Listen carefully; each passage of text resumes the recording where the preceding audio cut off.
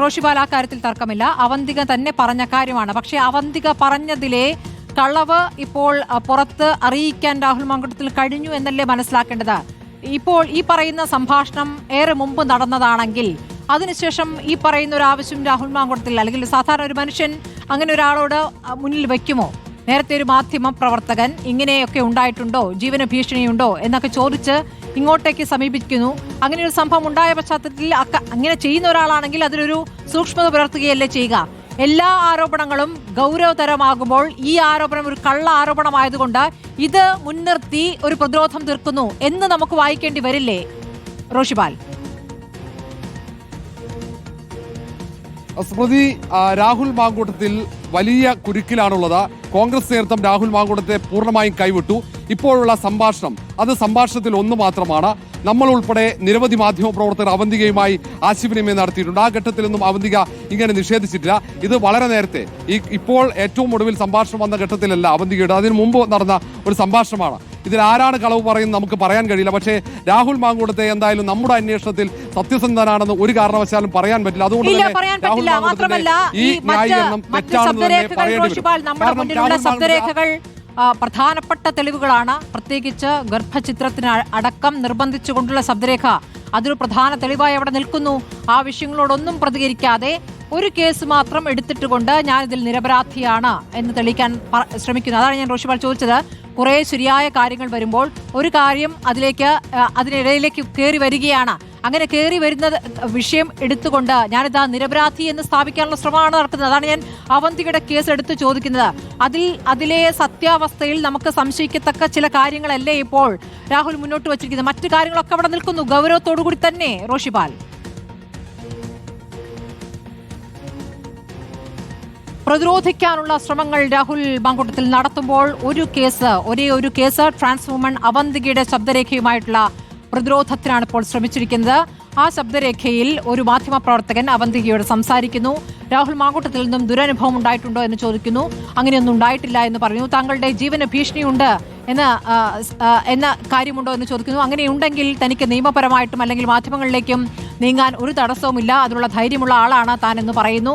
എന്നിട്ട് ഈ കാര്യങ്ങൾ മാധ്യമപ്രവർത്തകരുമായി സംസാരിച്ച കാര്യങ്ങൾ രാഹുൽ മാങ്കൂട്ടത്തിനെ വിളിച്ച് അങ്ങോട്ട് അറിയിക്കുന്നു.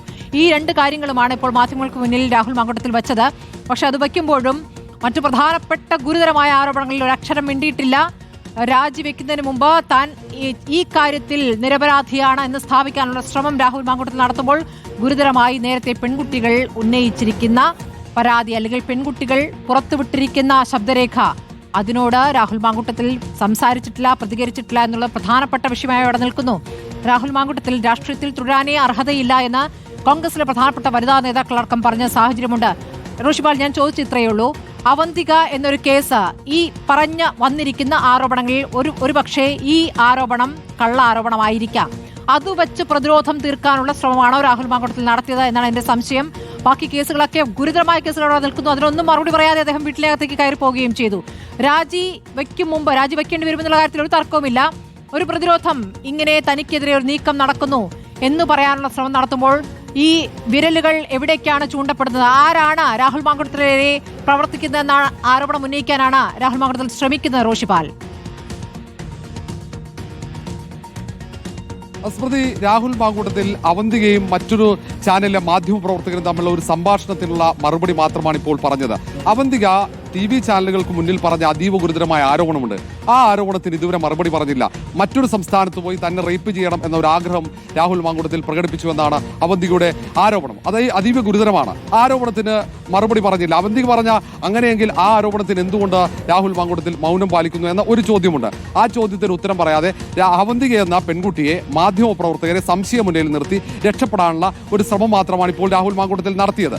കാരണം അത്രയേറെ കുറ്റകൃത്യങ്ങൾ രാഹുൽ മാങ്കൂട്ടത്തിൽ പങ്കാളിയായെന്ന് പൊതുസമൂഹത്തിന് ബോധ്യമായെന്ന് രാഹുലിന് ബോധ്യമായിട്ടുണ്ടാകും. കാരണം എല്ലാം രാഹുലിന്റെ ശബ്ദങ്ങളാണ്. അങ്ങനെയെങ്കിൽ രാഹുലിന് പറയാം ആ ശബ്ദങ്ങളൊന്നും തന്റേതല്ല, താൻ ആരെയും ഭീഷണിപ്പെടുത്തിയിട്ടില്ല, താൻ നിർബന്ധിച്ച് ഗർഭഛിദ്രം ചെയ്യാൻ ശ്രമം നടത്തിയിട്ടില്ല, ഒരു പെൺകുട്ടിയെയും അസഭ്യം പറഞ്ഞിട്ടില്ല. അങ്ങനെ രാഹുലിന് പറയാമായിരുന്നു. കൃത്യമായി രാഹുൽ ഒരു ശ്രമം നടത്തിയതാണ്, അതിനപ്പുറത്തേക്ക് ഒന്നുമില്ല. അത് കൃത്യമായി പൊളിയുന്നു. രാഹുൽ മാങ്കൂട്ടത്തിൽ വിശദീകരണത്തിന് വരുമ്പോൾ കാര്യങ്ങൾ പൊളിയുമെന്ന് കോൺഗ്രസ് നേതൃത്വം മുൻകൂട്ടി മനസ്സിലാക്കി ഇന്നലെ പറഞ്ഞതാണ്.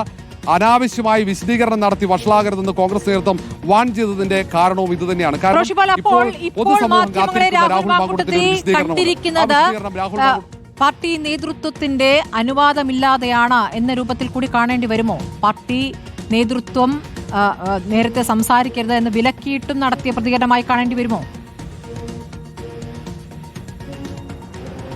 സ്മൃതി, സത്യത്തിൽ രാഹുൽ മാങ്കൂട്ടത്തിനെതിരെ കഴിഞ്ഞ ദിവസങ്ങളിൽ പല പെൺകുട്ടികൾ ഉന്നയിച്ച ആരോപണങ്ങളുണ്ട്. പ്രധാനപ്പെട്ട തെളിവുകൾ റിപ്പോർട്ടർ തന്നെ പുറത്തുവിട്ടുണ്ട്. ആ ചോദ്യങ്ങൾക്ക് മറുപടി കൂടി രാഹുൽ മാങ്കൂട്ടത്തിൽ പറഞ്ഞിരുന്നെങ്കിൽ ഇങ്ങനെ സംശയങ്ങൾ ഉണ്ടാകില്ല.